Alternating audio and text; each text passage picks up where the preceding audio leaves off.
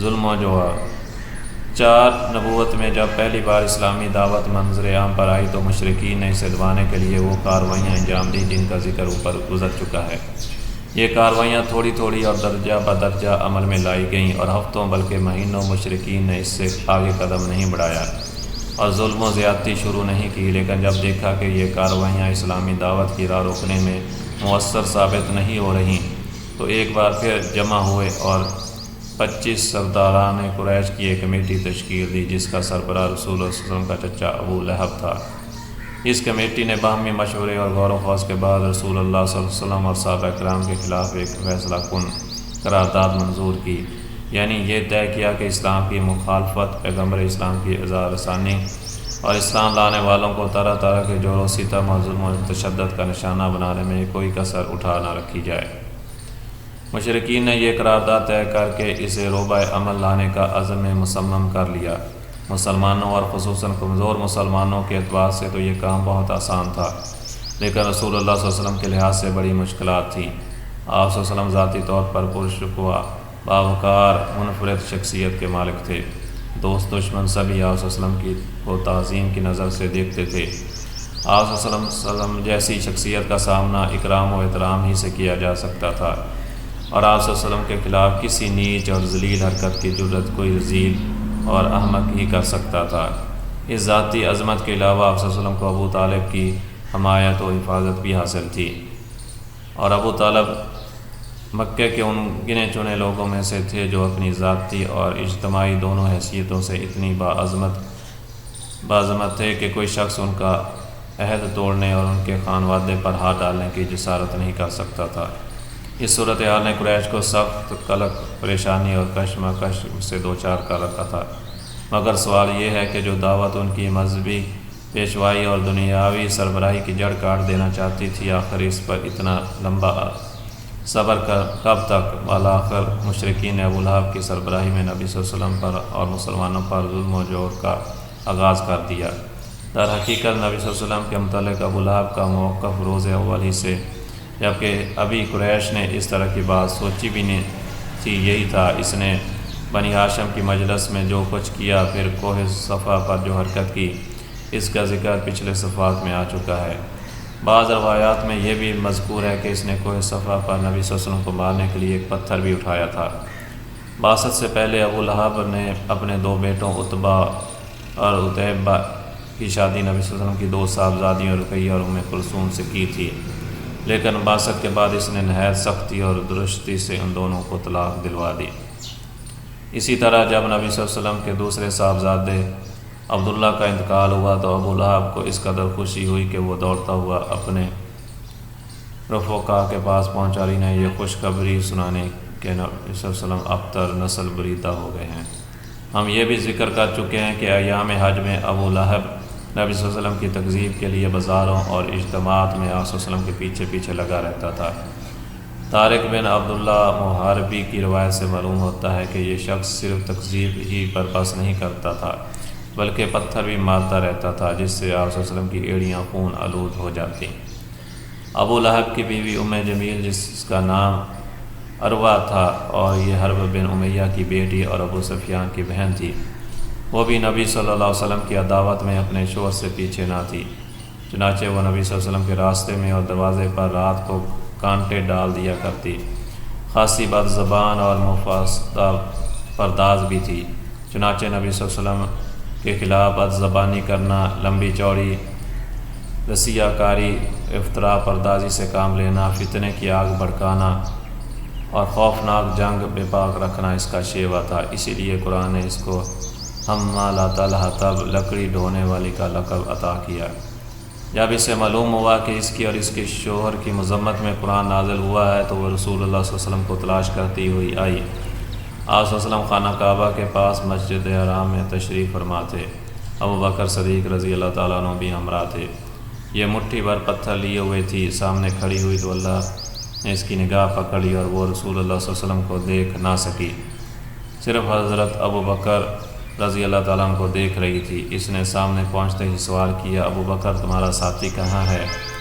مجھے معلوم ہوا ہے کہ وہ میری ہجو کرتا ہے، باخدا اگر میں اسے پا گئی تو اس کے منہ پر یہ پتھر دے ماروں گی، دیکھو خدا کی قسم میں بھی شاعرہ ہوں۔ پھر اس نے یہ شعر سنایا، ہم نے مذہب کی نافرمانی کی اور اس کے امر کو تسلیم نہ کیا اور اس کے دین کو نفرت و حقارت سے چھوڑ دیا۔ اس کے بعد واپس چلی گئی۔ ابو بکر رضی اللہ تعالیٰ نے کہا، یا رسول اللہ، کیا اس نے آپ کو نہیں دیکھا؟ آپ صلی اللہ علیہ وسلم نے فرمایا، نہیں، اس نے مجھے نہیں دیکھا، اللہ نے اس کی نگاہ پکڑ لی تھی۔ ابو بکر وزار نے یہ بھی واقعہ روایت کیا ہے کہ اس میں اتنا مزید اضافہ ہے کہ جب وہ ابو بکر رضی اللہ تعالیٰ عنہ کے پاس کھڑی ہوئی تو اس نے یہ بھی کہا کہ ابو بکر، تمہارے ساتھی نے ہماری ہجو کی ہے۔ ابو بکر نے کہا، نہیں، اس عمارت کے رب کی قسم، نہ وہ شعر کہتا ہے اور نہ اسے زبان پر لاتا ہے۔ اس نے کہا، تم سچ کہتے ہو۔ ابو لہب اس کے باوجود یہ ساری حرکتیں کرتا رہا کہ رسول اللہ صلی اللہ علیہ وسلم کا چچا اور پڑوسی تھا۔ اس کا گھر آپ صلی اللہ علیہ وسلم کے گھر سے متصل تھا۔ اسی طرح آپ صلی اللہ علیہ وسلم کے دوسرے پڑوسی بھی آپ صلی اللہ علیہ وسلم کے گھر کے اندر ستاتے رہے۔ ابن اسحاق کا بیان ہے کہ جو گروہ گھر کے اندر رسول اللہ صلی اللہ علیہ وسلم کا اذیہ دیا کرتا تھا اور وہ یہ تھا: ابو لہب، حکم بن ابی العاص بن امیہ، عقبہ بن ابی معیط، عدی بن عمر ثقفی، ابن الاسد غزالی، یہ سب کے سب آپ صلی اللہ علیہ وسلم کے پڑوسی تھے، اور ان میں سے حکم بن ابی العاص کے علاوہ کوئی بھی مسلمان نہ ہوا۔ ان کے ستانے کا طریقہ یہ تھا کہ جب آپ صلی اللہ علیہ وسلم نماز پڑھتے تو کوئی شخص بکری کی بچہ دانی اس طرح ٹکا کر پھینکتا کہ وہ ٹھیک آپ صلی اللہ علیہ وسلم کے اوپر گرتی۔ چولہے پر ہانڈی چڑھائی جاتی تو بچہ دانی اس طرح پھینکتے کہ سیدھے ہانڈی میں جا گرتی۔ آپ صلی اللہ علیہ وسلم مجبور ہو کر ایک گروندہ بنا لیا تاکہ نماز پڑھتے ہوئے ان سے بچ سکیں۔ بہرحال جب آپ صلی اللہ علیہ وسلم پر یہ گندگی پھینکی جاتی تو آپ صلی اللہ علیہ وسلم اسے لکڑی پر لے کر نکلتے اور دروازے پر کھڑے ہو کر فرماتے، اے بنی عبد المناف، یہ کیسی ہمسائیگی ہے؟ پھر اسے راستے میں ڈال دیتے۔ عقبہ بن معیط بن اپنی بدبختی اور خباثت میں اور بڑا ہوا تھا۔ چنانچہ صحیح بخاری میں حضرت عبداللہ بن مسعود سے مروی ہے کہ نبی صلی اللہ علیہ وسلم بیت اللہ کے پاس نماز پڑھ رہے تھے اور ابو جہل اس کے کچھ رفقا بیٹھے ہوئے تھے کہ اتنے میں بعض سے کہا، کون ہے جو بنی فلاں کے اونٹ کی اوجڑی لائے اور جب محمد صلی اللہ علیہ وسلم سجدہ کریں تو ان کی پیٹھ پر ڈال دے۔ اس پر قوم کا بدبخت ترین آدمی عقبہ بن ابی معیط اٹھا اور اوج لا کر انتظار کرنے لگا۔ جب نبی صلی اللہ علیہ وسلم سجدے میں تشریف لے گئے تو اسے آپ صلی اللہ علیہ وسلم کی پیٹھ پر دونوں کندھوں کے درمیان ڈال دیا۔ میں سارا ماجرا دیکھ رہا تھا مگر کچھ نہیں کر سکتا تھا، کاش میرے اندر بچانے کی طاقت ہوتی۔ حضرت ابن مسعود فرماتے ہیں کہ اس کے بعد وہ ہنسی کے مارے ایک دوسرے پر گرنے لگے۔ رسول اللہ صلی اللہ علیہ وسلم سجدے ہی میں پڑے رہے، سر نہ اٹھایا، یہاں تک کہ فاطمہ رضی اللہ تعالیٰ عنہ آئیں اور آپ کی پیٹھ سے اوجھ ہٹا کر پھینکی، تب آپ صلی اللہ علیہ وسلم نے سر اٹھایا، پھر 3 بار فرمایا، اللہم علیک بقریش، اے اللہ تو قریش کو پکڑ لے۔ جب آپ صلی اللہ علیہ وسلم نے بد دعا کی تو ان پر بہت گراں گزری کہ ان کا عقیدہ تھا کہ اس شہر میں دعائیں قبول کی جاتی ہیں۔ اس کے بعد آپ صلی اللہ علیہ وسلم نے نام لے لے کر بد دعا کی، اے اللہ ابو جہل کو پکڑ لے، عتبہ بن ربیہ، شیبہ بن ربیہ، ولید بن عتبہ، امیہ بن خلف اور عقبہ بن ابی معیط کو پکڑ لے۔ انہوں نے 7 کا نام بھی گنایا لیکن راوی کو یہ یاد نہ رہا۔ ابن مسعود فرماتے ہیں کہ اس ذات کی قسم جس کے ہاتھ میں میری جان ہے، میں نے دیکھا کہ جن لوگوں کے نام رسول اللہ صلی اللہ علیہ وسلم نے گن گن کر لیے تھے، ان سب کے سب بدر کے کنویں میں مقتول پڑے ہوئے تھے۔ امیہ بن خلف کا وطیرہ تھا کہ جب رسول اللہ صلی اللہ علیہ وسلم کو دیکھتا تو لعن طعن کرتا۔ اسی کے متعلق یہ آیت نازل ہوئی، وَيْلٌ لِكُلِّ ہُمَزَةٍ لُمَزَةٍ، ہر لعن طعن اور برائی کرنے والے کے لیے تباہی ہے۔ اور ابن حشام کہتے ہیں کہ ہمزہ وہ شخص ہے جو اعلانیہ گالی بکے اور آنکھیں ٹیڑھی کر کے اشارہ کرے۔ ہمزہ وہ شخص ہے جو پیٹھ پیچھے لوگوں کی برائیاں کرے اور انہیں اذیت دے۔ امیہ کا بھائی ابی بن خلف عقبہ بن معیط کا گہرا دوست تھا۔ ایک بار عقبہ نے نبی صلی اللہ علیہ وسلم کے پاس بیٹھ کر کچھ سنا، ابی کو معلوم ہوا تو اس نے عقبہ کو سخت سست کہا، اعتاب کیا اور اس سے مطالبہ کیا کہ جا کر رسول اللہ صلی اللہ علیہ وسلم کا منہ پر تھوک آئے۔ آخر عقبہ نے ایسا ہی کیا۔ خود ابی بن خلف نے ایک مرتبہ ایک بوسیدہ ہڈی لا کر توڑی، ہوا میں پھونک کر رسول اللہ صلی اللہ علیہ وسلم کی طرف اڑا دی۔ اخنس بن شریک ثقفی بن بھی رسول اللہ صلی اللہ علیہ وسلم کے ستانے والوں میں تھا۔ قرآن میں اس کے 9 اوصاف بیان کیے گئے ہیں جس سے اس کے کردار کا اندازہ ہوتا ہے۔ ارشاد ہے، تم بات نہ مانو کسی قسم کھانے والے ذلیل کی جو لعان کرتا ہے، چغلیاں کھاتا ہے، بھلائی سے روکتا ہے، حد درجہ ظالم، بد عمل، جفاکار ہے، اس کے بعد بد اصل بھی ہے۔ ابو جہل کبھی کبھی رسول اللہ صلی اللہ علیہ وسلم کے پاس آ کر قرآن سنتا تھا، لیکن بس سنتا ہی تھا، ایمان و اطاعت اور ادب و خشیت اختیار نہیں کرتا تھا۔ وہ رسول اللہ صلی اللہ علیہ وسلم کو اپنی بات سے اذیت پہنچاتا اور اللہ کی راہ سے روکتا تھا، پھر اپنی اس حرکت اور برائی پر ناز اور فخر کرتا ہوا جاتا تھا، گویا اس نے کوئی قابل ذکر کارنامہ انجام دے دیا۔ قرآن مجید کی یاد اسی شخص کے بارے میں نازل ہوئیں، فلا صدق ولا صلی، نہ اس نے صدقہ دیا نہ نماز پڑھی بلکہ جھٹلایا اور پیٹھ پھیری۔ پھر وہ اکڑتا ہوا اپنے گھر والوں کے پاس گیا، تیرے خوب لائق ہے، خوب لائق ہے۔ اس شخص نے پہلے دن جب نبی صلی اللہ علیہ وسلم کو نماز پڑھتے ہوئے دیکھا تو اسی دن سے آپ صلی اللہ علیہ وسلم کو نماز سے روکتا رہا۔ ایک بار نبی صلی اللہ علیہ وسلم مقام ابراہیم کے پاس نماز پڑھ رہے تھے تو اس کا گزر ہوا، دیکھتے ہی بولا، محمد کیا میں تجھ سے اس سے منع نہیں کیا تھا؟ ساتھ ہی دھمکی بھی دی۔ رسول اللہ صلی اللہ علیہ وسلم نے بھی ڈانٹ کر سختی سے جواب دیا۔ اس پر وہ کہنے لگا، ہے محمد مجھے کاہے کی دھمکی دے رہے ہو؟ خود دیکھو، خدا کی قسم اس وادی مکہ میں میری محفل سب سے بڑی ہے۔ اس پر اللہ تعالیٰ نے یہ آیت نازل فرمائی، فلا یدعو نادیا، اچھا تو وہ بلائے اپنی محفل کو، ہم بھی سزا کے فرشتوں کو بلا دیتے ہیں۔ ایک روایت میں ہے کہ مذکورہ ہے کہ رسول اللہ صلی اللہ علیہ وسلم نے اس کا گریبان گلے کے پاس سے پکڑ یا جھنجھوڑتے ہوئے فرمایا، تیرے یہ بہت ہی موزوں ہیں، تیرے لیے بہت ہی موزوں ہیں۔ اس پر اللہ کا یہ دشمن کہنے لگا، اے محمد مجھے دھمکی دے رہے ہو؟ خدا کی قسم تم اور تمہارا پروردگار میرا کچھ نہیں کر سکتے، میں مکے کے دونوں پہاڑیوں کے درمیان چلنے والوں میں سب سے زیادہ معزز ہوں۔ بہرحال اس ڈانٹ کے باوجود ابو جہل اپنی حماقت سے باز آنے والا نہ تھا، بلکہ اس کی بدبختی میں کچھ اور اضافہ ہی ہو گیا۔ چنانچہ صحیح مسلم میں ابو ہریرہ سے مروی ہے کہ ایک بار سرداران قریش نے ابو جہل نے کہا کہ محمد صلی اللہ علیہ وسلم آپ حضرات کے روبرو اپنا چہرہ خاک آلود کرتا ہے؟ جواب دیا گیا، ہاں۔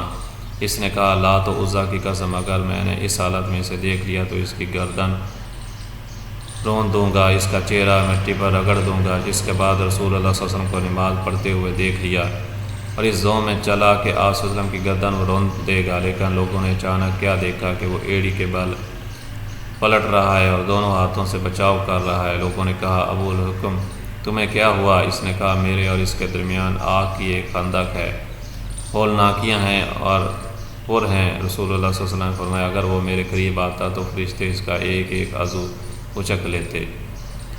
جور و ستم کی یہ کاروائیاں نبی صلی اللہ علیہ وسلم کے ساتھ ہو رہی تھیں اور عوام و خواص کے نفوس میں آپ صلی اللہ علیہ وسلم کی منفرد شخصیت کا جو وقار و احترام تھا، آپ صلی اللہ علیہ وسلم کو مکے کے سب سے محترم اور عظیم انسان ابو طالب کی جو حمایت و حفاظت حاصل تھی، اس کے باوجود ہو رہی تھی۔ باقی رہی وہ کاروائیاں جو مسلمان اور خصوصاً ان میں سے بھی کمزور افراد کو ایذا رسانی کے لیے کی جا رہی تھیں، وہ کچھ زیادہ ہی سنگین و تلخ تھیں۔ ہر قبیلہ اپنے مسلمان ہونے والے افراد کو طرح طرح کی سزائیں دے رہا تھا، اور جس شخص کا کوئی قبیلہ نہ تھا ان پر اوباشوں اور سرداروں نے ایسے ایسے جور و ستم روا رکھے تھے جنہیں سن کر مضبوط انسان کا دل بھی بے چینی سے تڑپنے لگتا ہے۔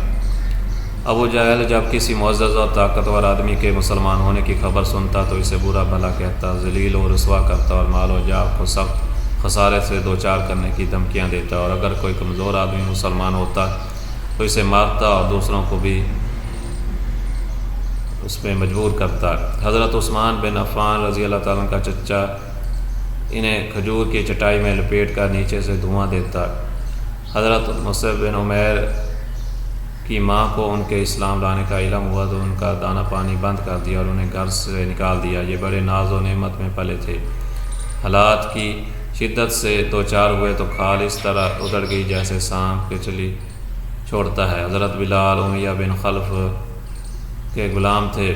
امیہ ان کی گردن میں رسی ڈال کر لڑکوں کو دے دیتا اور وہ انہیں مکے کے پہاڑوں میں گھماتے پھرتے، یہاں تک کہ گردن پر رسی کا نشان پڑ جاتا۔ خود امیہ بھی انہیں باندھ کر ڈنڈے سے مارتا تھا اور چلچلاتی دھوپ میں جبراً بٹھائے رکھتا تھا۔ کھانا پینا بھی پانی بھی نہ دیتا بلکہ بھوکا پیاسا رکھتا۔ اس سے کہیں بڑھ کر یہ ظلم کرتا کہ جب دوپہر کی گرمی شباب پر ہوتی تو مکے کے پتھریلے کنکروں پر لٹا کر سینے پر بھاری پتھر رکھوا دیتا، پھر کہتا خدا کی قسم تو اسی طرح پڑا رہے گا یہاں تک کہ مر جائے یا محمد صلی اللہ علیہ وسلم کے ساتھ کفر کر۔ حضرت بلال اس حالت میں بھی فرماتے احد احد۔ ایک روز یہی کارروائی کی جا رہی تھی کہ ابو بکر کا گزر ہوا۔ انہوں نے حضرت بلال کو ایک کالے غلام کے بدلے، اور کہا جاتا ہے کہ 200 درہم یا 280 درہم 1 کلو سے زائد چاندی کے بدلے خرید کر آزاد کر دیا۔ حضرت عمار بن یاسر رضی اللہ تعالیٰ عنہ بنی مخزوم کے غلام تھے۔ انہوں نے اور ان کے والدین نے اسلام قبول کیا تو ان پر قیامت ٹوٹ پڑی۔ مشرکین جن میں ابو جہل پیش تھا، سب دھوپ کے وقت انہیں پتھریلی زمین پر لے جا کر تپش سے سزا دیتے۔ ایک بار انہیں اسی طرح سزا دی جا رہی تھی کہ نبی صلی اللہ علیہ وسلم کا گزر ہوا۔ آپ صلی اللہ علیہ وسلم نے فرمایا آل یاسر صبر کرنا، تمہارا ٹھکانہ جنت ہے۔ آخرکار یاسر ظلم کتاب نہ لا کر وفات پا گئے، اور سمیہ جو حضرت عمار کی والدہ تھیں، ان کی شرمگاہ میں ابو جہل نے نیزہ مارا اور وہ دم توڑ گئیں۔ یہ اسلام میں پہلی شہیدہ ہیں۔ حضرت عمار پر سختی کا سلسلہ جاری رہا۔ انہیں کبھی دھوپ میں تپایا جاتا تو کبھی ان کے سینے پر سرخ پتھر رکھ دیا جاتا اور کبھی پانی میں ڈبویا جاتا ہے۔ ان سے مشرکین کہتے کہ جب تک تم محمد صلی اللہ علیہ وسلم کو گالی نہ دو گے یا لات و عزیٰ کے بارے میں کلمہ خیر نہ کہو گے، ہم تمہیں چھوڑ نہیں سکتے۔ حضرت عمار نے مجبور ان کی بات مان لی۔ پھر نبی صلی اللہ علیہ وسلم کے پاس روتے ہوئے اور معذرت کرتے ہوئے تشریف لائے۔ اس پر آیت نازل ہوئی، جس نے اللہ پر ایمان لانے کے بعد کفر کیا، اس پر اللہ کا غضب اور عذاب عظیم ہے، لیکن جسے مجبور کیا جائے اور اس کا دل ایمان پر مطمئن ہو، اس پر کوئی گرفت نہیں۔ حضرت فقیہ جن کا نام افلاح تھا، بنی عبدالدار کے غلام تھے۔ ان کے یہ مالکان ان کا پاؤں رسی سے باندھ کر انہیں زمین پر گھسیٹتے تھے۔ حضرت خباب بن ارت قبیلہ خزاع کی ایک عورت ام انمار کے غلام تھے۔ مشرکین انہیں طرح طرح کی سزائیں دیتے، ان کے سر کے بال نوچتے اور سختی سے گردن مروڑتے تھے۔ کئی بار دہکتے انگاروں پر لٹا کر اوپر سے پتھر رکھ دیا کہ وہ اٹھ نہ سکیں۔ زنیرہ اور نہیدیہ اور ان کی صاحبزادی ام عبیس، یہ سب لونڈیاں تھیں۔ انہوں نے اسلام قبول کیا اور مشرکین کے ہاتھوں اسی طرح سنگین سزاؤں سے دوچار ہوئیں، جن کے چند نمونے ذکر کیے جا چکے ہیں۔ قبیلہ بنی عادی کے خانوادے بنو مومل کی ایک لونڈی مسلمان ہوئی تو انہیں حضرت عمر بن خطاب جو بنی عدی سے تعلق رکھتے تھے ابھی مسلمان نہیں ہوئے تھے، اس قدر مارتے خود تھک جاتے، اس کے بعد کہتے کہ میں تجھے کسی مروت کی وجہ سے نہیں بلکہ محض تھک جانے کی وجہ سے چھوڑا ہے۔ آخر کار حضرت ابوبکر نے حضرت بلال اور عامر بن فہیرہ کی طرح ان لوڈیوں کو بھی خرید کر آزاد کر دیا۔ مشرکین نے سزا کی ایک شکل یہ بھی اختیار کی کہ بعض صحابہ کو اونٹ اور گائے کی کچلی کھال میں لپیٹ کر دھوپ میں ڈال دیتے اور بعض کو لوہے کی زرہ پہنا کر جلتے ہوئے پتھر پر لٹا دیتے۔ در حقیقت اللہ کی راہ میں جو ظلم و جور کا نشانہ بننے والوں کی فہرست بڑی لمبی ہے اور بڑی تکلیف وہ بھی ہے۔ حالت یہ تھی کہ جب کسی مسلمان ہونے کا پتہ چلتا تو مشرکین اس کے در پہ آزار ہو جاتے۔ دارالارقم ان ستم رانیوں کے مقابل حکمت کا تقاضا یہ تھا کہ رسول اللہ صلی اللہ علیہ وسلم مسلمانوں کو قولاً اور عملاً دونوں طرح اسلام کے اظہار سے روک دیں اور ان کے ساتھ خفیہ طریقے پر اکٹھے ہوں، کیونکہ اگر آپ صلی اللہ علیہ وسلم ان کے ساتھ کھلم کھلا اکٹھے ہوتے تو مشرکین آپ صلی اللہ علیہ وسلم کے تزکیہ نفس اور تعلیم میں کتاب و حکمت کے کام میں یقیناً رکاوٹ ڈالتے اور اس کے نتیجے میں فریقین کے درمیان تصادم ہو سکتا تھا، بلکہ عملاً 4 نبوت میں ہو بھی چکا تھا، جس کی تفصیل یہ ہے کہ صحابہ کرام گھاٹیوں میں اکٹھے ہو کر نماز پڑھتے تھے۔ ایک بار کفار قریش کے لوگوں نے دیکھ لیا تو گالم گلوچ اور لڑائی جھگڑے پر اتر آئے۔ جواباً حضرت سعد بن ابی وقاص نے ایک شخص کو ایسی ضرب لگائی کہ اس کا خون بہہ پڑا، اور یہ پہلا خون تھا جو اسلام میں بہایا گیا۔ یہ واضح ہی ہے کہ اگر اس طرح کا ٹکراؤ بار بار ہوتا اور طول پکڑ جاتا تو مسلمانوں کے خاتمے کی نوبت آ سکتی تھی، لہذا حکمت کا تقاضا یہی تھا کہ کام پس پردہ کیا جائے۔ چنانچہ عام صحابہ کرام اپنا اسلام، اپنی عبادت، اپنی تبلیغ اور اپنے باہمی اجتماعات سب کچھ پردہ کرتے تھے۔ البتہ رسول اللہ صلی اللہ علیہ وسلم تبلیغ کا کام بھی مشرکین کے روبرو کھلم کھلا انجام دیتے تھے، اور عبادت کا کام بھی کوئی چیز آپ صلی اللہ علیہ وسلم کو اس سے روک نہیں سکتی۔ تاہم آپ بھی مسلمانوں کے ساتھ خود ان کی مصلحت کے پیش نظر خفیہ طور سے جمع ہوتے۔ ادھر ارقم بن ابی الارقم مخزومی کا مکان کوہ صفا پر سرکشوں کی نگاہوں اور ان کی مجلسوں سے دور الگ تھلگ واقع تھا، اس لیے آپ صلی اللہ علیہ وسلم نے 5 سن نبوت سے اسی مکان کو اپنی دعوت اور مسلمانوں کے ساتھ اپنے اجتماع کا مرکز بنا لیا۔